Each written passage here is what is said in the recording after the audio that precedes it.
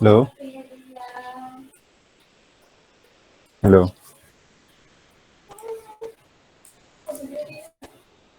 Hello, President. Good evening. Diyan ka ba, sir? Rinig ko tayo. Good evening po, sir. Si President, si Sir Renz, ano? So, si Ma'am Christine? Sino Si ba yun? Erica, ay si Renz po ata, sir, hindi po makaka-attend. Okay po. So, ang discussion muna natin ngayon is regarding the behavior of steel and concrete. So, kumusta pala yung ating New Year, Sir Ma'am? Anyone? John Lester? Sir? Kumusta? May sipon ba, sir? Nabusan kaya ng mga mga paracetamol. Wala rin kayo mabili. Gusto pa naman ang sipon. May stock ba kayo sa bahay?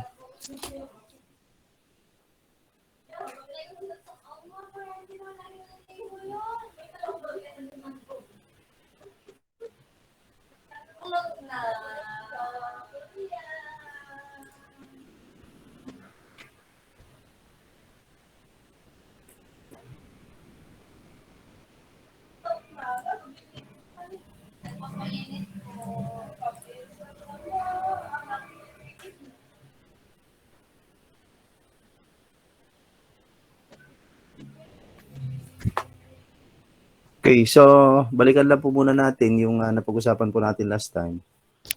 Hindi naman po nagkasakit, sir. Okay, so yung ating topic last time is about shear and moment diagram. Tama po ba yun, sir, ma'am? Yes po. Okay po, ano? So, bakit po natin kinukuha yung shear and moment diagram? Because that is we should find for the maximum moment as well as the location of the maximum shear for us to determine the spacing of stirrups, where to locate the stirrups, the spacing, the number of main reinforcement for tension and for compression, where to locate the sizes, no? Depende dun sa size po ng ating design. So tayo po yung bibigay nun. So sabi nga natin nung mga nakaraan, minimum po natin pagka-beam is 12 millimeters in diameter. So pataas ng pataas. So napag-usapan na rin po natin yung spacing nung bakal. So pagka-bakal, horizontal kasi merong halimbawa 2 layers nung reinforcement. So if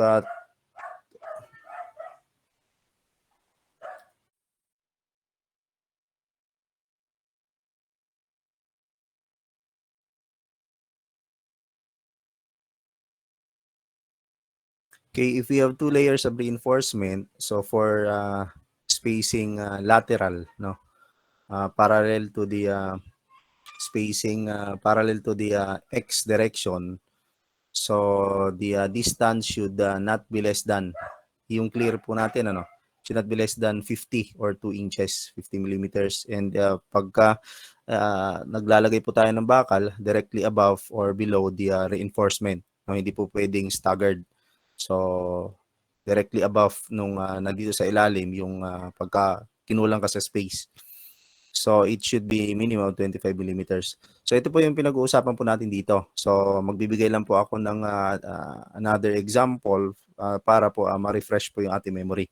Kasi medyo matagal po tayong nahinto doon sa ating subject. Okay. So dito po makikita po natin na meron po tayong beam, yung sa taas, no? Meron po tayong loading po dyan, triangular load. So kukunin po natin yung shear and moment diagram and then the values of the maximum moment as well as the location of the point of maximum moment. So pag-uusapan din po natin mamaya in regards with the shear. So paano po yung spacing ng stirrups? Gaano po ba kalalayo? Ano yung minimum? Ano po yung maximum? Tapos makikita po natin sa isang beam normally, no? So sa malapit sa support or sa column, so masinsin po 'yan. Pero hanggang saan po yung masinsin na yun. Tapos hanggang saan ka naman, saan magsisimula yung medyo magkakalayo na. So take note, sir, ma'am, the stirrups is a requirement. Stirrups is a requirement for shear, not to control, no, para walang magkaroon ng crack. Maiwasan po yung crack ng beam. So yun po yan. And for the main reinforcement naman para sa tension, yung pagbali, bending. Okay? So ito po yun siya. So makikita po natin dito, ang ating loading po dyan is 20 kN per meter. We have, this is a simply supported beam. So RA or point A is a pin support, and while at point B, this is a roller support.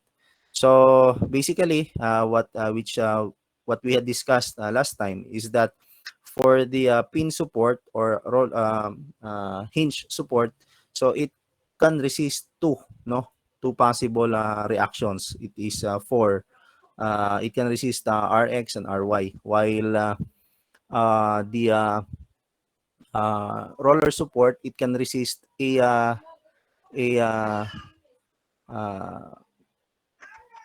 load, no, or reaction perpendicular to the plane. So depende sa kung ano yung itsura po ng plane po natin. So ang ginawa po natin dito sa ating problem is that first we should solve the RA and RB. Okay? So alam ko naman na master niyo na yan in solving the reactions. So we can use the three equations in equilibrium. We have summation moment, summation forces X, and summation forces Y. So if we will use summation moment at B, so the forces involved are RA times the distance. Moment is force times distance. So RA times 8 is equal to 1/2 yung load. So nasa kabila naman po yan yung ating equation. 1/2 times 20 times 5 times the distance. What is the distance? That is 1/3 yung centroid po natin ng ating triangle. 1/3 of the L or the base, which is 5 plus 2.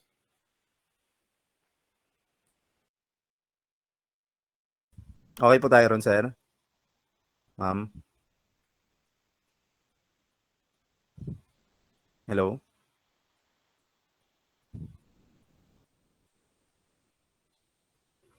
Rinig pa ba ako, sir, ma'am? Yes po. Rinig pa raw. So, if you will check, kindly check na lang dun sa inyong calculator. Sana meron kayo dyan. So, pagka-equate po natin yan, RA is 22.92. Tama po ba yan, sir, ma'am?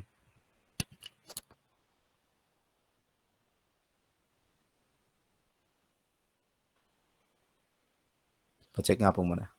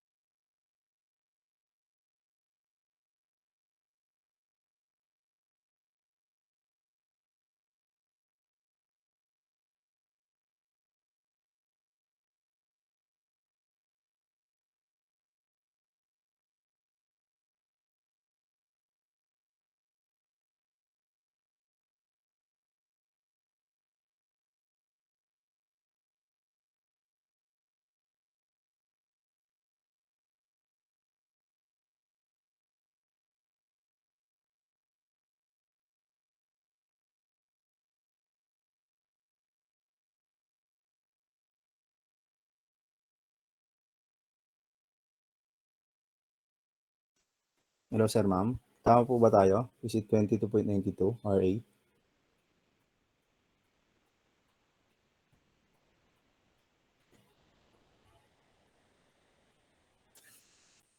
Hello? Joshua Solidor. Meron po ba kayong mic? Mas maganda siguro marinig ko yung boses nyo. Yes po, sir. Okay. So, for RB, so paano po natin nakuha yung 27.08?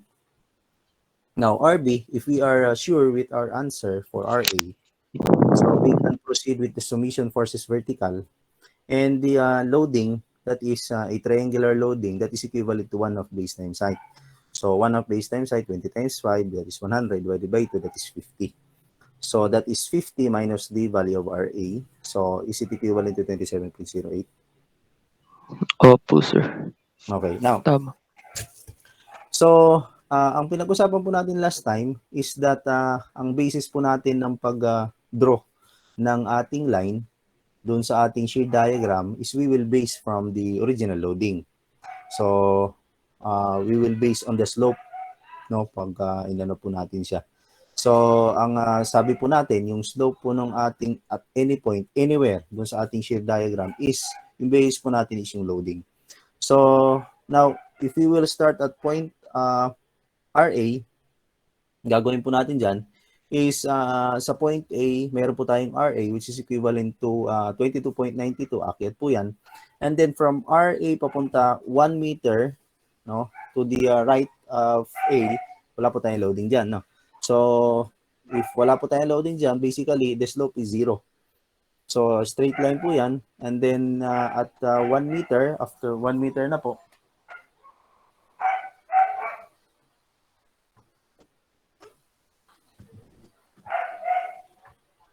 at 1 meter na po, no? So, makikita po natin dyan, meron po tayong second degree line. So, why second degree line? Because mag-increase po tayo ng degree ng ating curve. So, if nagsimula po tayo sa original loading na first degree, so second degree for the shear, and pagpunta po doon sa ating moment is magiging third degree na po yan. Okay, so ang una po natin kukunin is yung kung ano yung ordinate, no, per point. So for 1 meter to the right of A, that is equivalent to 22.92, and then we will just subtract the value for the loading, which is 50, at is equivalent to RB na, so 27.08. Now, ang gagawin po natin dyan is ang problemahin po natin dyan, paano po natin i-connect. So at 1 meter from to the left or to the right of A, so the load is 0. Wala pa pong load dyan. So therefore, the slope is 0. So therefore, ano yan? Horizontal. And then at 6 meters to the right of A, so the loading is, the ordinate is 20. So negative 20, kaya pababa po yan. So now, the origin, basically for this second degree curve parabola is at 1 meter to the right of A. So dyan po magsisimula yan. So ang concept po natin na meron po tayong spandrel. So if that is a spandrel, so that is 1/3, no? The area is 1/3 BH. So the centroid is +1 ulit, so 1/4, 3/4. Okay?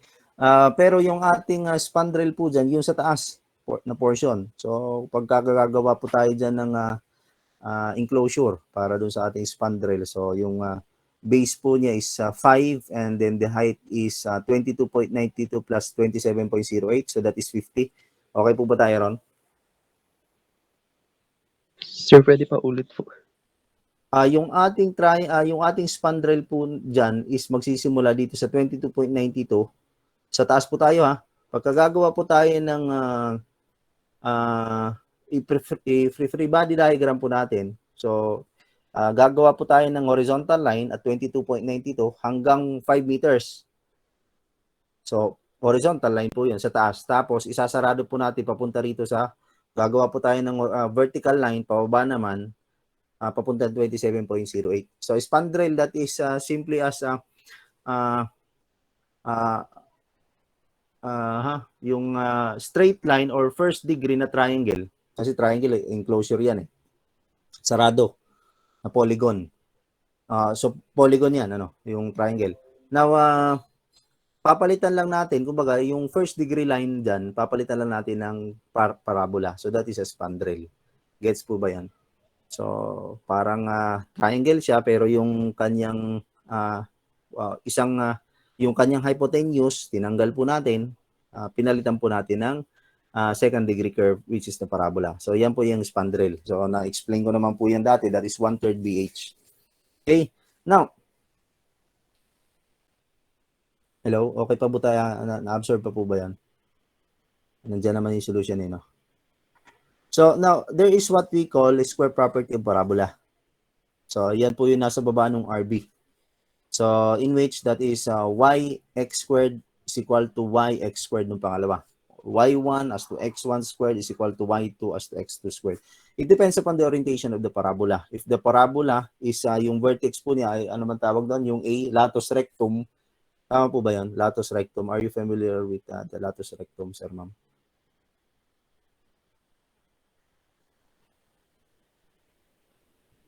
Naalala pa ba yan, yung latus rectum? So, if the latus rectum is parallel with the x-axis, so therefore, yung x, yun yung naka-square. If the latus rectum of the parabola is parallel with the y-axis, yung y naman yung naka-square. So, for this type of parabola, in which the centroid is at 1 meter from A, yung nasa taas, yung portion. So, therefore, yung x yung i-square po natin dito. So, take note, for square property of parabola, dapat kasama yung centroid po dyan. Hindi po pwede na yung segment ng parabola or yung segment ng spandrel ay i-equate mo dun sa kabuuan ng parabola. Mali po yun. So, dapat yung ating property po dyan, dapat merong kasamang centroid. No? So, dapat yung isa po ron is has zero slope. So, therefore, if that is the case or if that is the concept, so we can say that yung kabuuan, 50y, bakit po 50? No, because 22.92 plus 27.08, total height is 50. And the total length is 5 squared, is equivalent to y, nung maliit na spandrel. So that is from 1 meter sa A, papunta doon sa X, may nakalagay po dyan X. Ito po yan, ano? Yan, ito yan. So yung ating, kumbaga, ito yung spandrel, sir, ma'am. Kita pa ba dyan? Kumbaga, ito po yung spandrel. Mula rito, ganyan siya. Okay? Okay lang.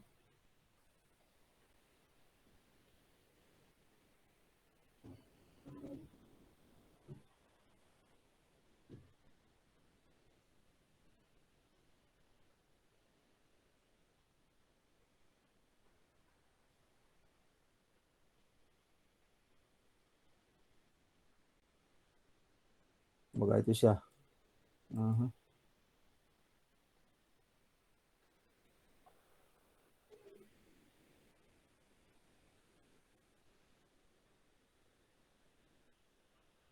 Yan, ito.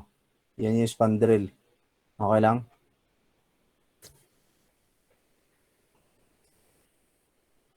Gets ba, sir? Spandrel. Yan yon. Ito yung haba. Ito yung taas. Okay lang? Gets ba yan?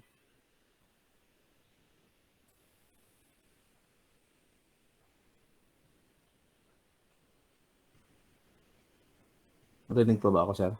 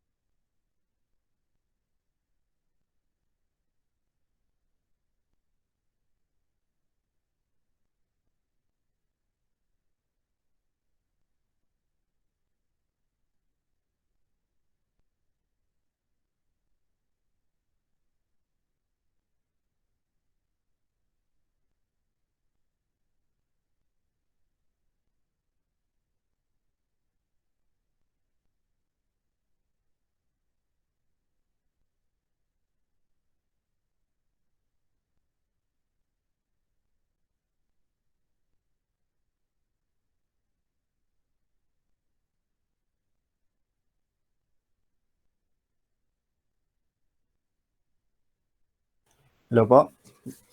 Marinig pa po ba ako, sir, ma'am? Okay. Wala ba kayong mic?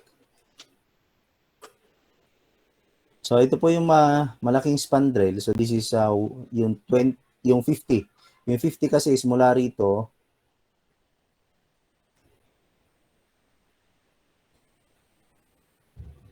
Yung 50, no? Mula dyan, papunta rito sa baba. Yan siya. 50, tapos yung 5, ito yung kabuuan. Take note, ito yung zero slope, dito na portion.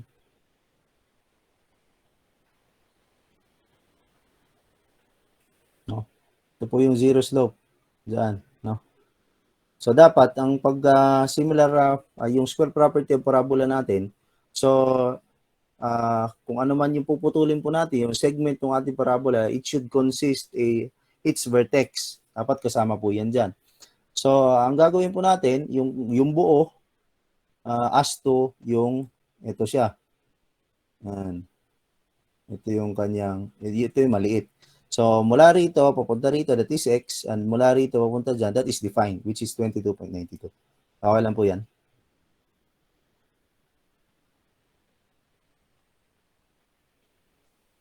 Naintindihan?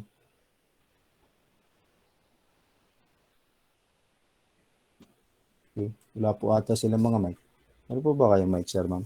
Okay lang yan. Kahit meron kayong ubosipon, hindi naman tayo magkaharap.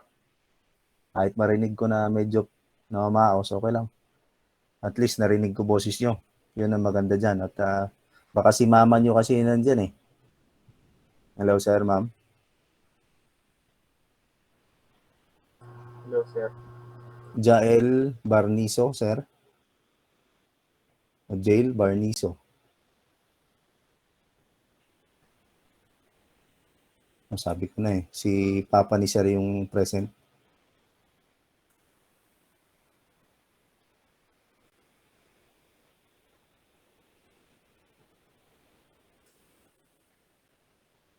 O yan. Alexander Kaya, sir. Ano po yun, sir? Angelo Lorenzo. Wala. Nandito po yung kaya, sir. Noted, sir, yan. Tinatawag ko lang. Barig Argoniso. Wala. Ito, nanonood data. Ito, Sir. ano. Yes, sir. Argusino po. Bata Joanna. Wala. Veronia Joseph. Present po. Tampilik, kanina ito eh. Bultron Melina.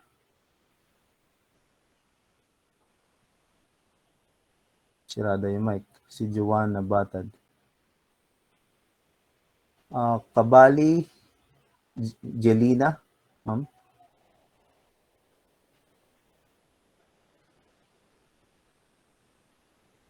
Krisha May. Krisha May Lay. Yes po, sir. Clarine Leslie.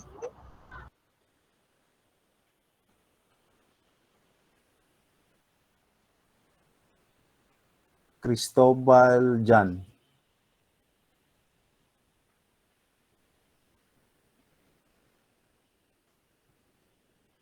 Okay, so kung po pwede pa, ano na lang ha, pagka ano kayong comment at pagka natanong po tayo, po pwedeng gamitin po yung ating mic. Okay, so tuloy po tayo. Maliwanag po ba? Do you have any questions? Wala.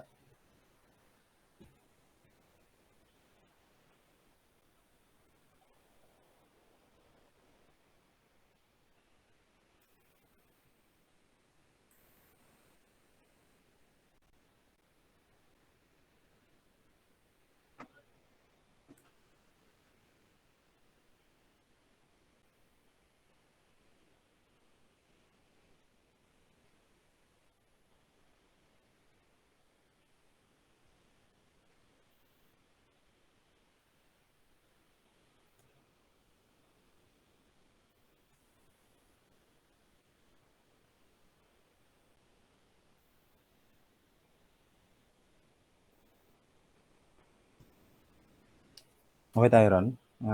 Naintindihan ba yun, sir? Yung ating yung ating square property of parabola.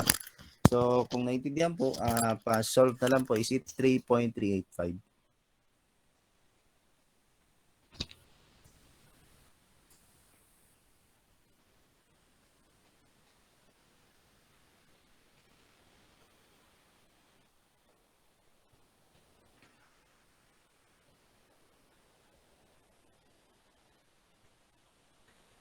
Tama po ba yung sagot natin? 3.385. Okay. So, another solution, which we had discussed din nung ating nakaraang meeting. So, ang gagawin po natin dito is ang ating analyze yung original orientation ng ating loading. So, makikita po natin dyan, meron po tayong X mula rito, papunta rito, X po ito, tapos ito Y. So, ang kagandahan lang, pagka triangular, so, triangle po yung ating loading, anywhere, pwede tayo mag-similar property, no? Or ratio and proportion. Kasi nga, ito is pareho lang yung slope, walang problema yan. Pero pagka parabola, sir, ma'am, at any point dun sa ating parabola, so, nag-change kasi yan ng slope. So, kaya hindi po tayo po pwede kung saan-saan lang. Kaya nga sabi ko nga, for parabola, if we will be using the square property of parabola, so ang gagawin po natin lagi, dapat ang ating reference po is lagi yung vertex. Kasama po lagi doon sa ating solution ng vertex. So, another solution, ang gagawin po naman natin dito, this is common sense na lang po, ano. So, kumbaga, ang hanapin po natin dito, yung zero shear. Ito po yan. So, ilan po yan? Gaano pa kahaba yan? Ano ba yung value niyan, itong X na to? So, if this is the zero shear, because this is the shear diagram, so, nandyan po yan. So, the point of zero shear, dapat yung loading, kahit yung kaliwa or kanan, i-analyze po natin dyan. Dapat yung, kung kaliwa man yung ating analyze, yung upward forces should be equal to the downward forces. So, therefore, if we will be ang mas magandang i-analyze po is yung nandito sa kaliwa. So pagka pinutol po natin dito, sabihin po natin nandito yung point of zero shear. Kasi gawa nga ng RA, wala namang ibang loading. So that is in between or nasa portion yan ng loading. Yung ating point of zero shear. So if the point of zero shear is in between dito sa ating 5 meters or dun sa ating loading. So ang gagawin po natin dyan, if this is a triangle, nga po pala, bakit nasabi mo, sir, na mas maganda i-analyze yung nasa kaliwa kaysa dito sa pagkapinutol mo ito, i-analyze mo yung kanan. Kasi itong portion na po rito, this is a parallelogram na. So, anong formula ng parallelogram ulit? Area. So, medyo mabusisi na po yan. Pero kaya. Ang gagawin ko lang po dyan, dalawang triangle or di kaya isang triangle, isang rectangle. So, pero mas mahaba lang po siya. Pero kayang gawin. Now, pagka pinutol po natin ito at inanalyze po natin nasa kaliwa. So, therefore, RA is equal to the downward forces. So, what are or is, no? Yung kasama, yung nandun na forces, no? Included. So, that is, ito po siya, yung kalahati po na ito, yung portion po na ito, the ordinate is Y and the itong value po na to, yung base is X. So, RA is equivalent to 1/2 XY. Okay tayo ron? So, for us to have, to solve for the location or the value of X, ang lalabas lang po dyan, yung summation forces vertical is equal to 0, RA na pataas is equivalent to yung loading na pababa, which is yung segment po ng ating triangle, that is 1/2 XY. Ang sunod po natin gagawin dyan is, dapat yung X ma-convert po natin sa Y or yung Y ma-convert po natin sa X. So, paano po natin gagawin yon? Para po natin magawa yon, ang gagawin lang po natin dyan is similar triangle. So, yung malaki as to yung maliit na triangle. So, yung malaking triangle, that is 20 as to 5. Ito po yon. 20 as to 5 is equal to Y as to X. So, therefore, Y is equal to 4X. Okay? Now, meron na po tayong Y in terms of X. Dito po siya. I-equate na po natin. So, summation forces vertical is equal to 0. 22.92, which is equivalent to RA, is equivalent to 1/2 times X times Y. So, what is the value of Y for X? So, isa na lang po yung ating variable. So, pagka isolve po natin yan, is it 3.385 din meters.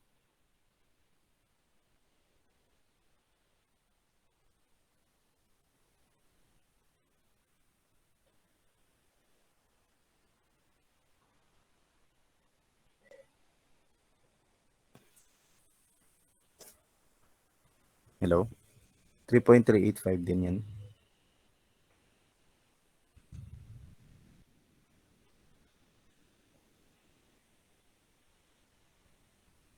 Opo, sir. Okay. So, siguro check nyo na lang dyan. Now, it's up to you kung paano yung process na inyong gagawin. Hindi ito yung lahat nandito na, no? Kasi lahat naman ng problem solving, mathematics, sarili diskarte mo yan eh. Basta alam mo lang yung concept, kahit iba-ibahin ni Sir Limam yung ibigay na problem sa'yo, as long as alam mo yung kung hindi ka malilito. Basta ito yung concept na tinuro ni Sir, so ito lang yung susundan ko. So, mas maganda na hindi mo susundin yung solution ni Sir, kundi intindihin mo yung concept kung paano ginawa, kung paano sinolve. Okay, now, ang gagawin po natin yung susunod is, kukunin po natin ito yung pinaka dyan eh. Ito yung pinaka-importante dyan, yung 74.65. Kasi pagka ganitong simply supported beam, automatic na yan, yung maximum shear is found at supports. So, yun po yan. So, wala na tayong problema dyan.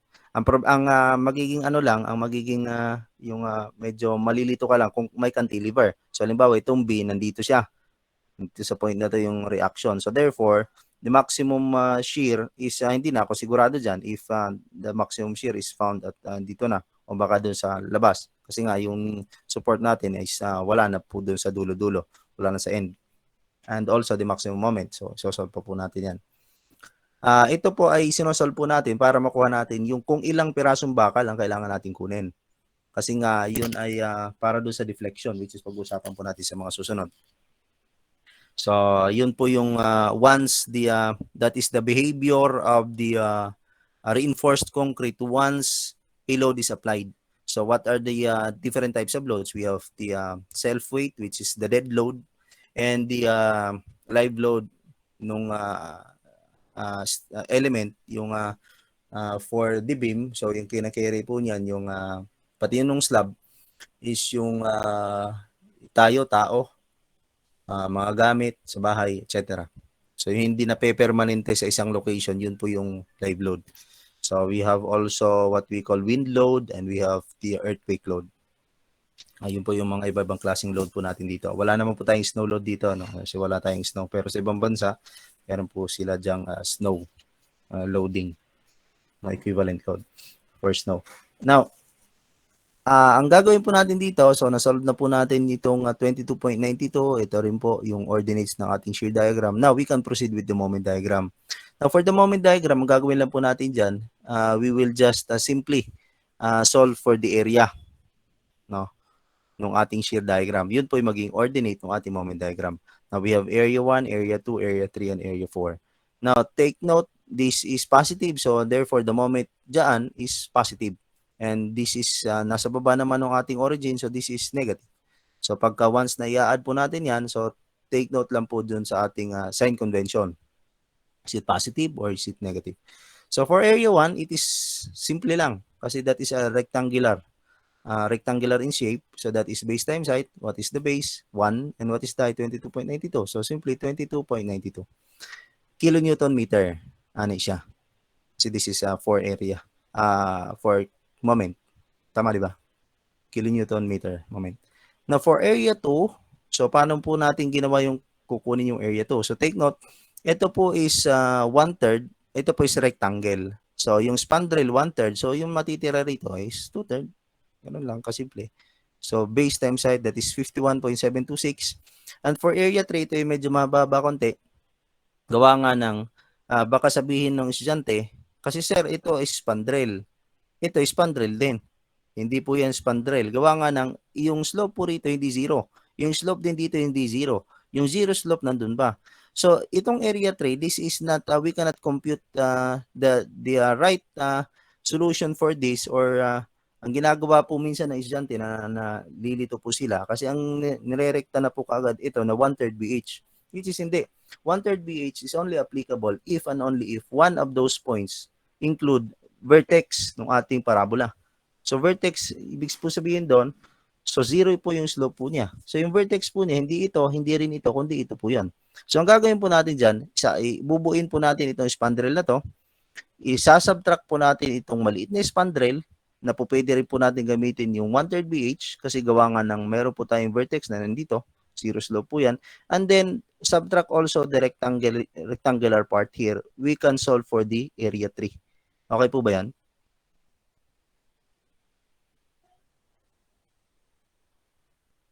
Naintindihan?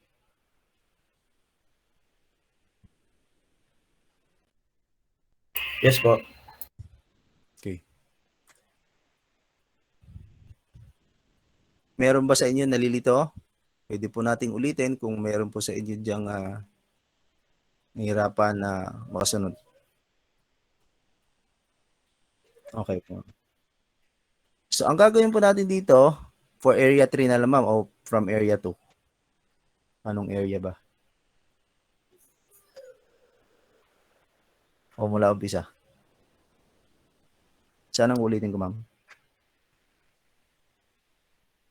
Okay, sige ma'am. So, ang pinakita ko po rito kung paano kinuha yung area. So, bakit po natin kinukuha yung area? Yung area, yan po yung magiging ordinate ng ating moment diagram. Ito po yan. Ito, 54.16, 74.65, 22.92. But the ordinate should be summation of the area in every point. So, halimbawa, ito po yung kinukuha na natin. Ano ba yung segment? Ano ba yung ordinate po rito or yung value ng ating moment at this point? So, ang takbo po natin mula kaliwa papuntang kanan. So, yung area po mula rito sa umpisa hanggang dito sa kung saan yung ating kinukuha na moment. So, ang ordinate po ng moment at this point is ito po siya, 22.92. Simply as the area of or area 1 kasi mula rito hanggang dito. Now, what is the moment at this point? So, this is the summation of area 1 and area 2. Ito po siya. Kaya importante po makuha yung area. Okay po tayo, Ron? Maliwanag ba yan? Okay. Yes, sir. So, baka malito po yung estudyante, baka yung sasabihin lang ni Sir, baka ang ibig niyo sabihin, baka yung iba nalilito, yung ordinate nung at this point is not only area 2. Maliwanag po yan ha. Is not only area 2. Now, the ordinate at this point, for the moment, the ordinate of the moment at this point is the summation of the areas. Area 1 plus area 2 kasi hanggang dito ka na. Kung hanggang dito ka pa lang, yung involved lang is from A papunta rito which is A1. Pero mula rito papunta rito, the ordinate of at this point is the summation of area 1 and area 2. At this point naman, the summation of area 1, area 2, and area 3 which is negative. Okay? So kaya mababa po rito kasi nabawasan po ng area 3. Ito po siya. And bumaba pa uli kasi nabawasan ng area 4. So baka akalain ng estudyante kasi dito bumaba na siya dapat maliit na yung moment. Hindi kasi nadagdagan po siya kaya nga umangat. Mula rito mababa lang, umangat hanggang dito. Kasi pareho sila positive. Okay po ba yan? Yes, sir. Okay.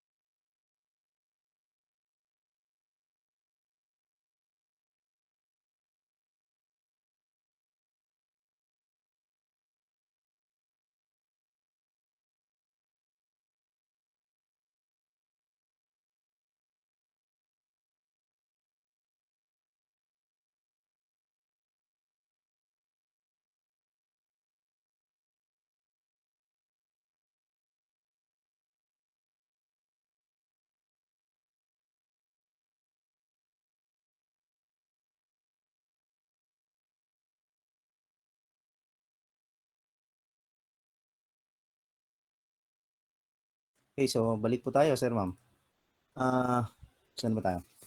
Area 2. So for area 2, area 1, okay na po kanina. That is BH kasi rectangle lang naman po yan. Yung area 2, that is 2/3 of BH. Why? Because this is spandrel. So spandrel, that is 1/3 BH. So kasi ito mula rito, rectangle to eh. So kung 1/3 yung spandrel, para mabuo yung rectangle, 2/3 para maging 1.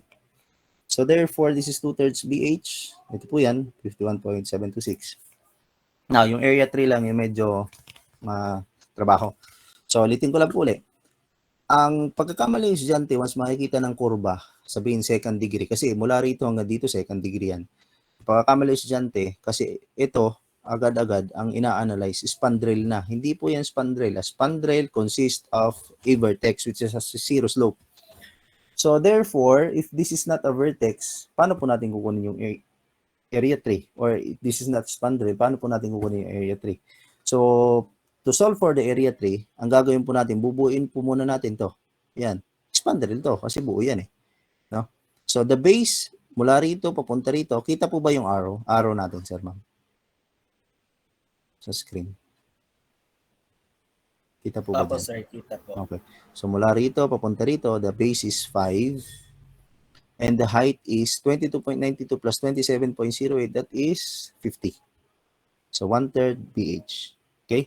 Ilalis po natin nung, ito siya, yung maliit na spandrel, that is 1/3. Yan, 1/3, 3.385 kasi ito yung x na nakuha natin dito by 22.92. Ito yung height niya kasi ito yung maliit na spandrel. Diyan po ba? Okay po ba tayo dyan? Maliwanag po ba yan? Hello?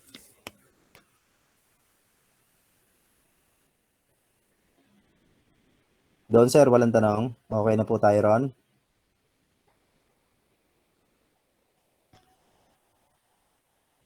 President na lang.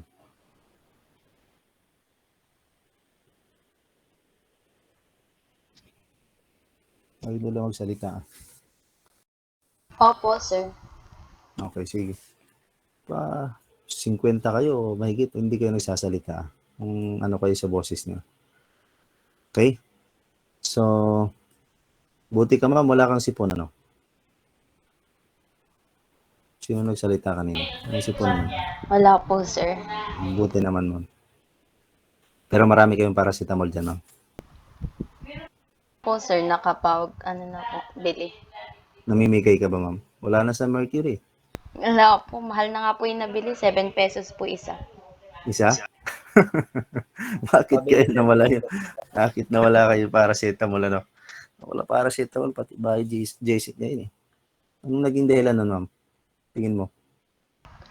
Yun sa bagong variant po ata, sir, marami nagkatakutan kasi. Paano kaya nakuha yung 20,000 per day? Na ano, no? Wala naman nagpapatay sa halos. 20,000 per day. Paano kaya nila nakuha yun? So, sige, tuloy tayo rito. Bakunado naman kayo lahat, sir, ano? Sir, ma'am. Lahat ba is nagpa-booster na? Yes po. May booster ka na, ma'am? Hindi pa po. Sa Saturday pa po. Hindi pa po. Pa-booster na Okay. po. Ilang ano yun? Ilang months yun? 3 months or 6 months? 3 months po. 3 months pag Johnson. Ano ba yun? Johnson. Lahat po, sir, 3 months po. 3 months na lang lahat. Yung, alam ko dati, yung Pfizer, 6. Pati yung Sinovac ba yun?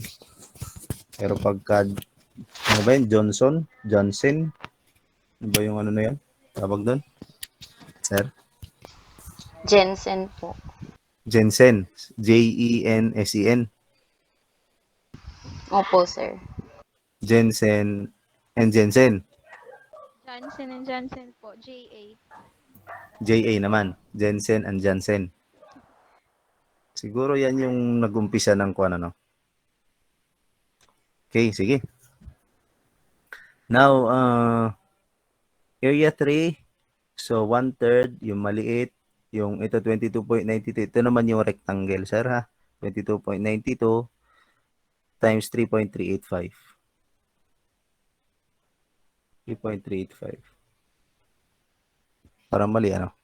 22, hindi, 1.615. Tama. Ito 1.615, that is 5 minus x. 5 minus 3.385. 1.615, tama ba?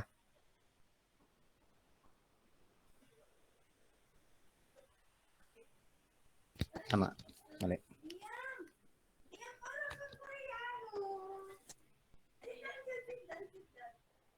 Tama ba? 1.615. Tama po.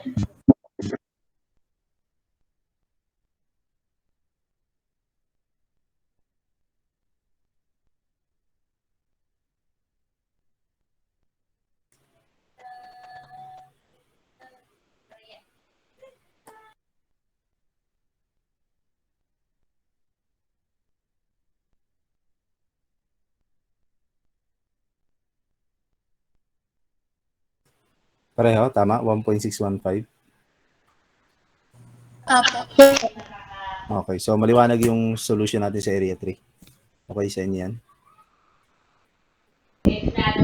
Sir, saan po galing yung 1.615? Ayun.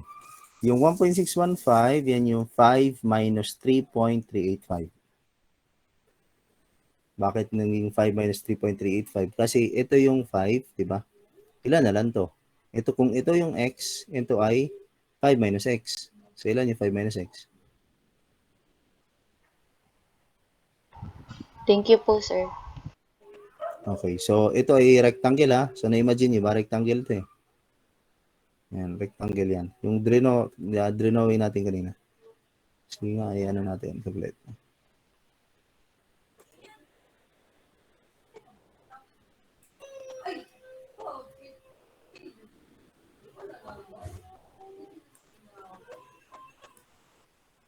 So, ganito yan. Ito yung ating yan.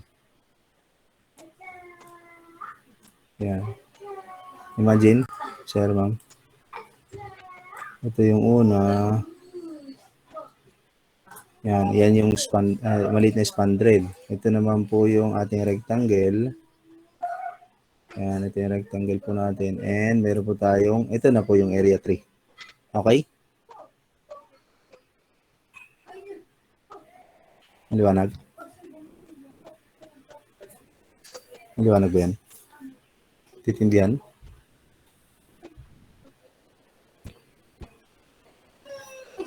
Hello. Naiintindihan? Yes, ma'am.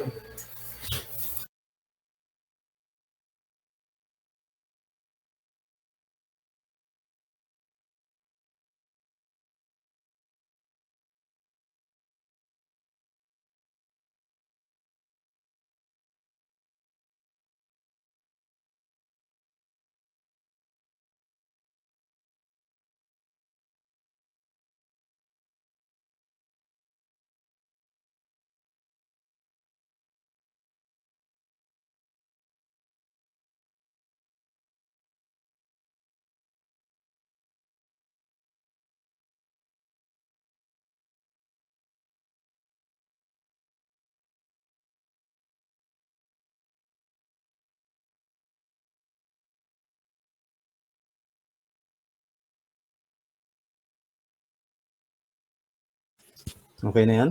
Naiintindihan yan, sir, ma'am?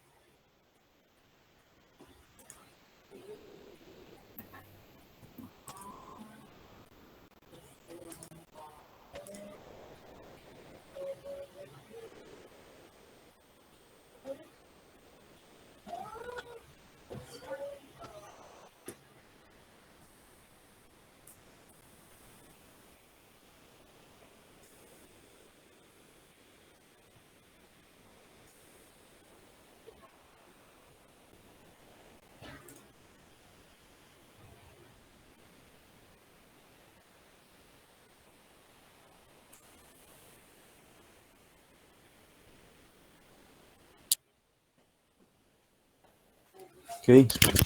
So, area 3. Ang area 4 naman po natin ay 27.08 times 2. Ito yan. 54.16. Tama.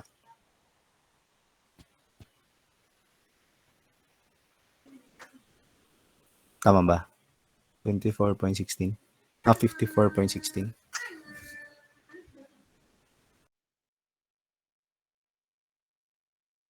Tama po.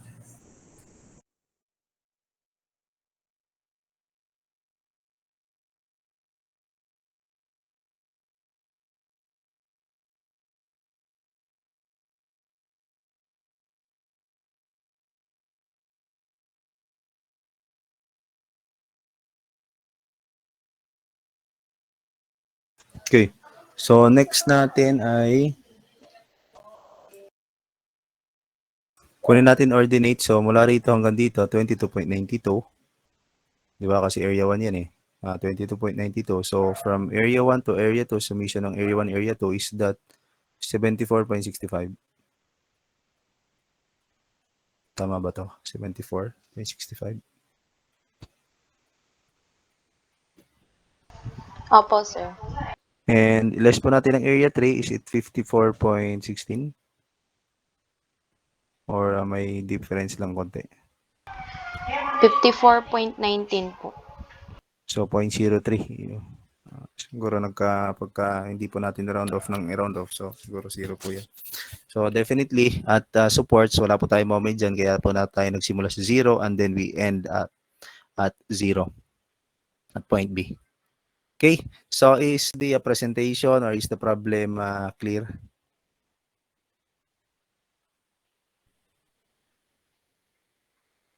May tanong?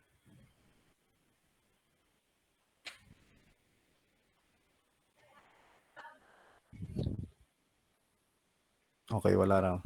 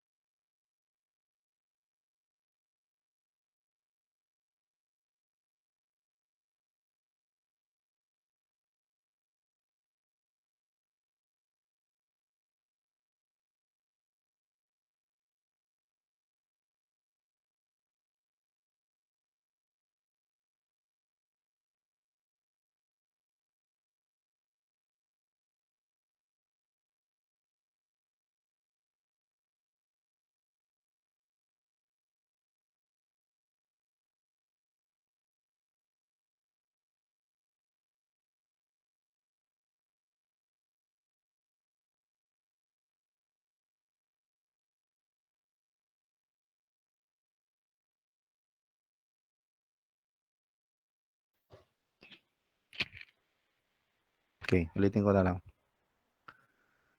So, basahin mo natin dito, no? So, itong code po na ito, this is the seismic detailing of concrete building. So, this is kinuha pa sa American code po ata to. So, ang code po natin sa NSCP, ito po yan, NSCP 7th edition. So, this is the National Structural Code of the Philippines, Pinas. So, halos lahat naman copy-paste dyan eh. So, dito sa seismic detailing, so nakalagay po rito kung ano yung saan po banda yung masinsin yung pagkakaano ng bakal. Yung spacing ng bakal, sana naman yung mas maluluwag konti, no? Doon, basta kukuha lang po natin as per requirement ng code. Ano po yung spacing, ano yung minimum, ano yung maximum. So, nakalagay po rito, hoops are required the following regions of frame members over length of equal to 2H. Ano po yung 2H na yan? Yung 2H is, ito yon. Mula rito sa face ng ating column, ito po yung poste. Yung kabila, halimbawa, may poste rin doon. May poste rito, may poste dito sa kabila. So, mula rito, papunta dyan 2H. Ano yung H? Yung height ng beam. Yung overall height ng beam. So, halimbawa, yung beam natin is 200 by 400 or 400 by 200. So, yung height ng ating beam na yun, so 400 times 2, so maging 800. So, mula dyan hanggang dito, 800 millimeters. Yun yung masinsin talaga yung stirrup. Now, but there are some requirements dun sa ating code that because of the limited length of reinforcement, which is equivalent to 12 meters, yun po yung pinakamahaba po natin. So pag mga bahay-bahay ang ginagawa po natin, ang available lang po sa mga hardware is hanggang 7.5, minsan nga 6 meters lang eh. So due to unavailability of the required length of the reinforcement, in the installation process, we are having splices. So splices pagdudugtong. So that is 40 dB yung lap splice po natin. So saan po pwede mag-splice sa tension, saan naman po pwede mag-splice sa compression. So napag-usapan na po ata natin yan, Ang splicing ng compression, so dito sa face ng support natin, malapit, is ang tension po dyan is sa taas, ang compression po natin sa baba. So bawal po mag-splice dito. So makakapag-splice ka lang po dito sa top bar, dito sa gitna ng beam. Ang bottom bar naman po dito sa banda malapit sa face ng column. So that is equivalent of 2D, or 2H. Diyan ka lang po pwede mag-splice din. Ang masinsin na bakal is 2H din. Ngayon, kung meron kang lap splice dyan, the minimum dyan, based from the code, should be 100 millimeters din. Yung space ng stirrup pagka meron kang dugtungan. Okay? So, basahin po natin yung nakalagay po rito. So, hoops are required in the following regions of frame members over a length equal to 2H from the face of the supporting member toward midspan at both ends of the flexural member. Next is over lengths equal to 2H or on both sides of a section where flexural yielding may occur in connection with elastic lateral displacements frame. Okay, so ito po yung where hoops are required, the spacing shall not exceed. So this is the maximum. D over 4, kung gaano kataas yung ating beam. So ito naman po dito, hindi po dapat mag-exceed dito. Kung 400 po, D over 4, 100. Ibig po sabihin dito yung spacing po natin dyan, 100 lang. 8 times bar diameter, the smallest longitude in the bar. So 24 times the diameter of hoop bars, 12 inches. The first hoop shall be located no more than 2 inches from the face of the supporting member. So ang tama pong makikita po natin kung andito po yung dugtungan po natin ng biga tapos ng poste. So nandiyan po yung unang latag natin ng stirrup. Tapos mula dyan 50 mm nakalagay naman po rito So yung unang distance mula rito sa unang latag natin ng is 50 millimeters. Tapos the succeeding is base dito sa ating requirement. Okay? Nakalagay naman po dyan. So, yan. Ang ating reinforced concrete beam. Okay?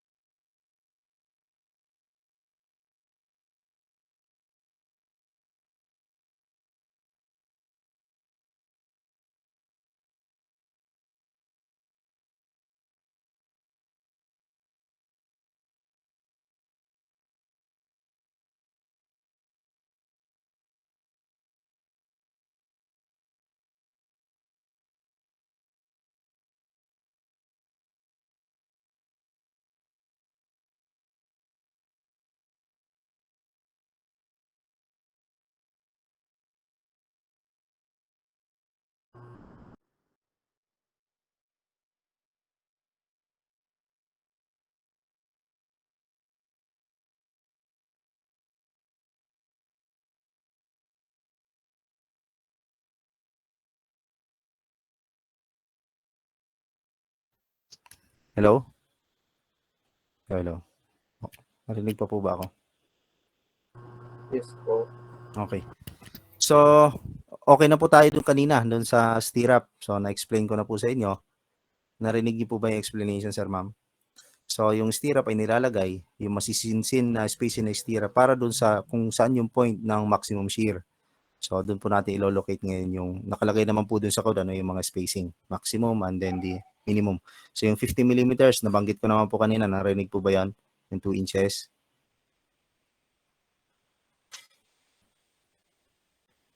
Sir, ma'am. Ano po uli yan? Mula sa face ng ating column, meron po tayong stirrup, tapos the first no, spacing should be not more than 50 millimeters. So, 50 millimeters po talaga yan. Tapos susundan, base sa code, nandun po kanina nakapresent. Okay, narinig po ba yan? Yes, sir. Okay. So, next. Para yun sa shear. Bakit naman, sir, kinukuha yung maximum moment and the point of the maximum moment? So, ang gagawin po natin dyan, to solve for the maximum moment, first thing to do is to solve where is the location of the point of maximum moment. Okay? So, wherein if the beam is simply supported and the loading is uniform distributed load, so the maximum moment, that is WL squared over 12, or if a beam has a fixed support both ends, and if the beam is has a uniform distributed simple support, so therefore the maximum moment is WL squared over 8, which is located at the center of the beam. Okay?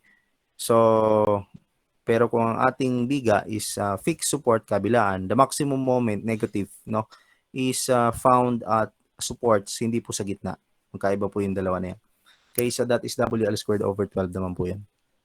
Now, tapos na po tayo dun sa maximum shear. Bakit po kailangan? Punta tayo doon sa moment. So, bakit po natin kailangan kuhanin yung moment? Kailangan po natin kuhanin yung moment para makuha po natin yung quantity ng bakal na kailangan po natin. So, ito po pag-uusapan natin sa susunod. So, yung bakal po, base dun sa moment, so, ang ginagawa po natin pagka nagdi-design po tayo, meron po tayong, pagka nagdi-design po tayo, ay mag-aalat po tayo ng, parang trial and error. Kasi nga, kung papasa yung 200 by 300, kung hindi, taasan ko konti, 250 by 300. Kung hindi naman, 275 by 300. Kung hindi naman, 250 by 325. Kung hindi naman, 250 by 350. Trial and error. So, may mga softwares naman po dyan. So, siya nang bahala mag-compute niyan. Hindi na tayo dyan mano-mano sa ngayong mga panahon. Okay? Now, for the reinforced concrete, meron po tayo dun sa code. Ito po nakalagay dun sa code. Basahin po natin. Pwede po ba si Wenbel Casido, sir? Saan part po? Yan, mula umpisa, sir. Assumptions in strength, design, and flexure. Sir, malabo po sa cellphone ko po. Si ano na lang, si Super Janry. Yan, super, may ano to. Ay, sir, ano po yung babasahin? Yung assumptions in strength, lahat, sir. Ano muna. Kasi discuss natin, ibig sabihin yan. Yung number 1, sir. Lahat, sir, lahat. Ano ba? Number 1, strain in reinforcements and concrete shall be assumed directly proportional to the distance from the neutral axis, except for deep flexural members, with overall depth to clear span ratio H over L. Wait, sir, ano yung internet, malabo po, sorry. Sige, sir, tuloy lang. Basa naman siguro eh. Di, sir, sa internet po namin. Sige. Pili tayo ba? Nagtataas ng kamay si President. President Thank you, sir. Christine.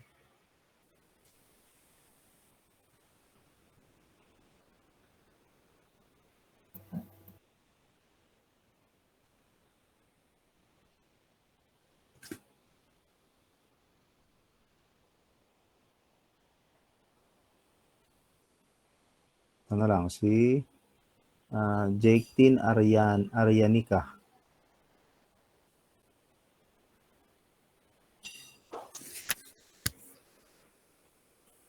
Hello, ma'am. Andiyan ka ba, ma'am? Jake Arianica. Yes.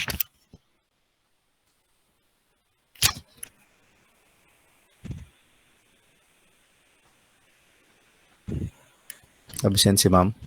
Sir, Yes, ma'am. Rinig ba ako, ma'am?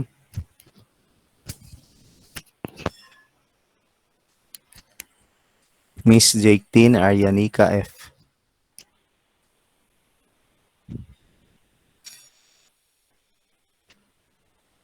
Okay, wala. medyo mahina po, sir, yung net. Let us proceed to re-clear Anahaw, sir.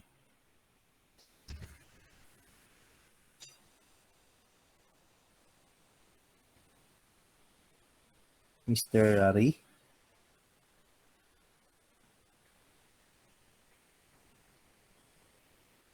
Mic po si sir. Shane ay Serena.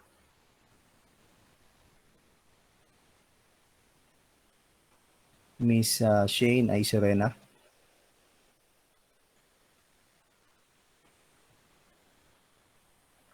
Sir, yes po. Sige, ma'am. Proceed. Ano pong babasahin ko? Lahat po ba? Yes, ma'am.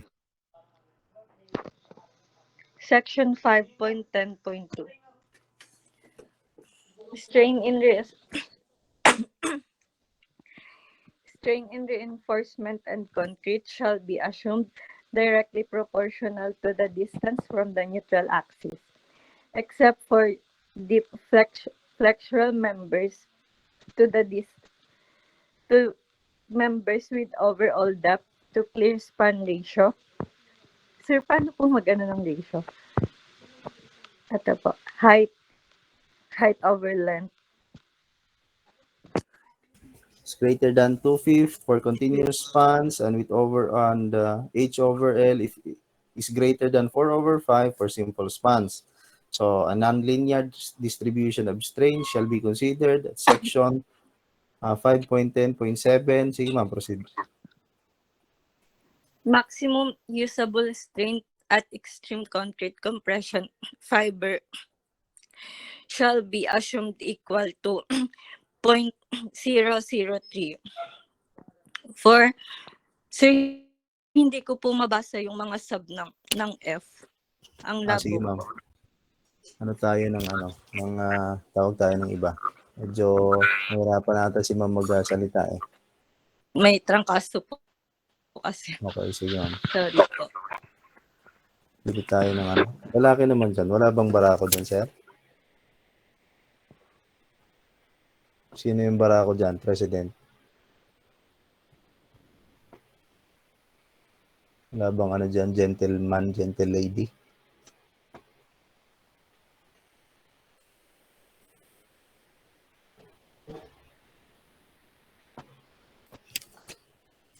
President? Sino yung magandang boses dyan na lalaki? Mahilig magkaraoke. Sino dyan, sir? Walang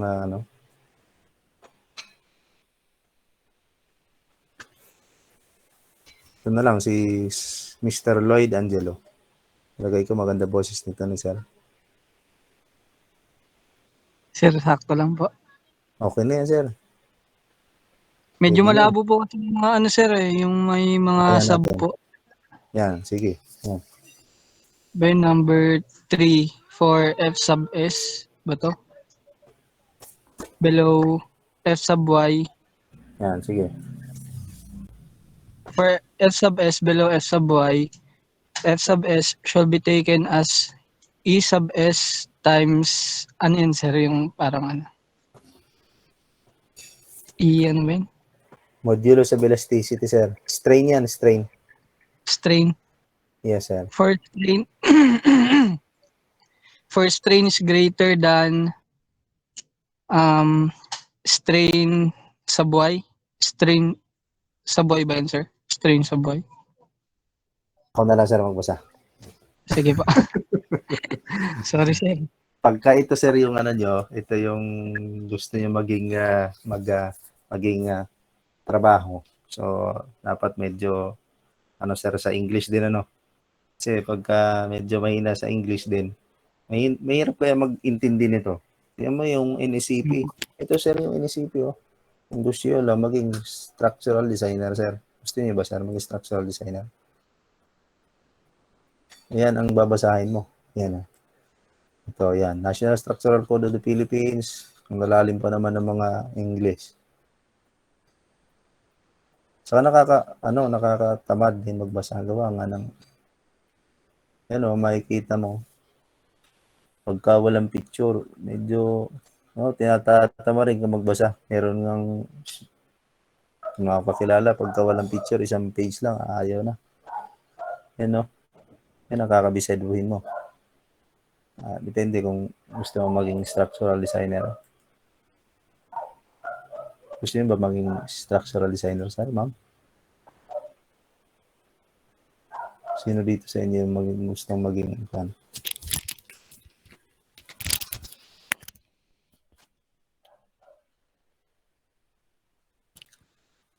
Okay, so medyo kita pa ba dyan, sir? Mabasa niyo pa? Yes po. Yes po. Okay, so tuloy pa tayo, sir, ma'am. So, tensile strength of concrete shall be neglected in axial and flexural calculations. So, ang tatandaan po natin dito, yung for number 2, maximum usable strain at extreme concrete compression fiber, so shall be assumed 2.003. Pagka concrete, pagka steel, iba naman po yan. So, pagka sinabing F of S, F of Y, that is the yielding stress of the steel. F of S, pagka Fs is less than Fy, so ang ating assumption for Fs ay Fs, yung value ng Fs. But if Fs is greater than Fy, therefore steel yields, nag-yield na po yung steel po natin, so we will use Fy. So tensile strength of concrete shall be neglected in axial and flexural calculations. So tama naman kasi yung konkreto is more on compression, not for tension. So relationship between compressive stress distribution, yan. For rectangular distribution of stress, ito po siya. So concrete stress of 0.85 FC prime shall be assumed uniformly distributed over an equivalent compression. So medyo mahaba, no? Para mas maintindihan po natin, ito po yan. So base po ron, drinowin po natin ito. No? Sabi po rito, for rectangular distribution of stress, concrete, rinig pa po ba ako? Opo. Okay. So meron tayong biga rito. Ito yung beam. So yung ating beam, B by D. Base ito yung depth. Yung depth natin is measured from the extremmost compression fiber, which is ito, compression to dito sa portion na to tension. From the extremmost compression fiber to the neutral axis or to the centroid of the steel. So AS or the area of steel is not isa na ganyan. Ang ginawa lang po natin, parang kinompress po natin para for free body diagram. But that is not the true, no, or the layout of reinforcement inside the rectangular beam or beam. So now, ang sabi po rito sa taas, so concrete stress of 0.85 C prime shall be assumed uniformly distributed over an equivalent compression zone bounded by edges of the cross section and straight line located parallel to the neutral axis at a distance of A is equal to beta 1C from the fiber of maximum compressive strain. So ito po yun. So mula rito papunta rito, this is A. Sabi po ron. So that is equivalent to 0.85 FC prime. And for AS, that is tension. Dito naman, this is compression. Now, for ang gagawin po natin dyan, meron po tayong dalawang forces. We have C, which is the compression, and T, which is the tension. So for C, that is the total area. What is the total force of this bounded by this area? So that is simply as the area. That is 0.85 FC prime, which is the base, and the height, which is A. Ito po yan. Kaya naging 0.85 FC prime AB times the base. Okay? And this is, the tension force is ASFY. So, ASFY. Ewan ko kung makukuha nyo ka agad ito. Siguro medyo mahirapan kayo konti, pero isesend ko naman po ito sa inyo. Tingnan nyo na lang po ito mamaya o bukas pagka sakali. So, ang strain po natin dyan, sabi po dun sa number, letter number 2. Maximum usable strain at extreme concrete compression fiber shall be assumed to 0.003. Ito po yan. Ito po yung strain po natin. No? So, 0.003 tas Fy over ES. Okay? So, now, ang sabi po dun sa taas din, For beta 1 shall be taken as 0.85 FC prime if FC prime is less than or equal to 30 megapascal. So ang beta 1 po natin ay 0.85 kung ang ating FC prime is less than or equal to 30 megapascal. But if it is more than 30 megapascal, beta 1 shall be reduced continuously at a rate of 0.008 for each 1 megapascal of strength in excess of 30 megapascal. Anong ibig pong sabihin yan? Kung ang beta 1 value, pagka ang FC prime, okay lang po ba tayo, sir, dyan, ma'am? Naintindihan pa ba?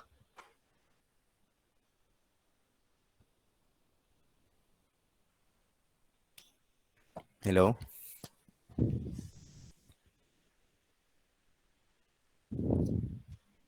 Hello. Kukuha pa ba yung discussion po natin? Hindi na. Medyo po, sir. Medyo po. Basta ang ating goal dito, punta tayo doon sa last slide po natin. Ang goal po natin dito, ito yung ating sample problem. Pagka makuha po natin, di ba, makukuha po natin doon yung MU. Ito yon, maximum moment. This is the ultimate moment. So, pagka makuha po natin yung MU, ang makukuha po natin dyan AS, yung area ng bakal. Ito po yon, area ng bakal. No? Kasi yun po yung ating kukunin. No? Base doon sa ginagawa po natin kanina, di ba, yung shear and moment diagram. Importante po yon para makuha po natin yung MU. Yung MU po na yon ay para makuha natin yung bakal. So, pag kalimbawa, itong AS3420, so ikaw bahala kung anong bakal ang gagamitin mo. Walang problema. Ikaw ang civil, ikaw ang engineer, ikaw ang magde-decide anong type, anong size ng bakal ang gagamitin mo. Basta for beam, minimum po natin dyan, main, is 12 millimeters. No? Hindi pa tayo po pwedeng gumamit ng main na 10. Now, so, as you had solved for the AS, now, that is the area of a rebar is, di ba, circle yan. So, pi over 4d squared. Therefore, we can solve for the n. Now, if, kung may butal po yan, 17.01 pieces, automatic, gawin mong 18. Kahit ano po yan. Butal po niya is 0.01. So, round up ka po lagi dyan. Kung 16.97, 17 po yan. Kung 16.25, automatic, 17 po yan. Kaya round up po lagi. So, yun po yung maging goal po natin sa ginagawa po natin kanina. Yan, ito po yan. Ito po yung pagkuha. So, ito, ang ginawa lang po natin, drinowin lang po natin dito. So, ang sabi po doon daw, kung ang FC prime, ito po yon ay less than or equal to 30 megapascal, yung beta 1 po natin is 0.85. While if FC prime is greater than 30, ang gagawin po natin sa 0.85, babawasan natin ng 0.008 in every or in excess of sa 30 megapascal. So, ibig po sabihin, kung ito po ay 30 megapascal, 0.85 pa rin kasi 0 ito eh. Times 0.008, any number, multiply by 0 is 0. So, retain as 0.85. So, ito po yung value, 0.85. No, makikita naman po nito if equal or less than 30. But if it is greater than, so, ang concept po dyan, mas maliit sa 0.85 yung beta 1. The value of beta 1 is lesser than 0.85 if FC prime is greater than 30 megapascal. Okay?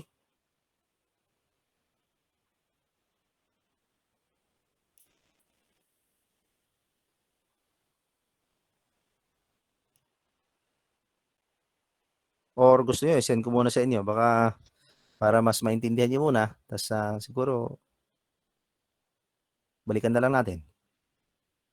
O tuloy natin.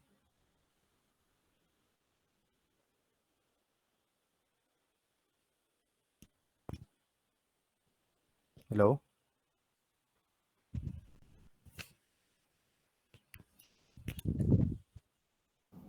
Session ko, ma'am, session ko. Ano gusto nyo? Pag-aralan niyo muna. Tapos para sa next meeting, may makapagtanong kayo kung ano yung hindi naiintindihan. Sige po, sir. Mas okay po tayo, sir. Sige. Send ko ngayon. So, siguro kuhanin na lang muna attendance.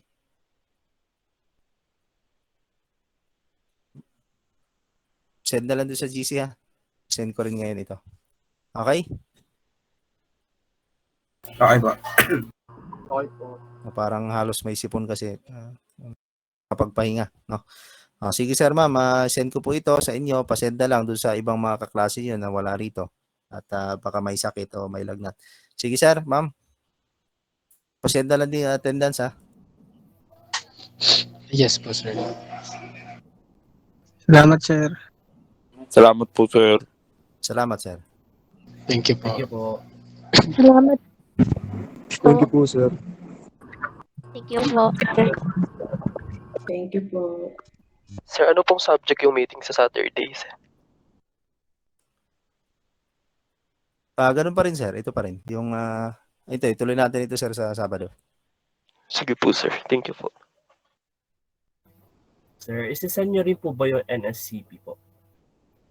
Downloadable naman sir yun. You can download it through internet sir. Okay po, sir. Malaki-laking file kasi medyo magtatagal.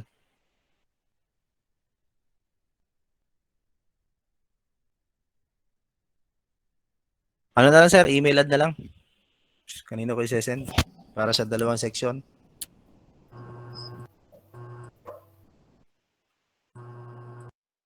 Sa president na lang po. Sige ma'am, pasend na lang ma'am kung sino yung president. Send mo sa GC, doon ko i-send yung yung file.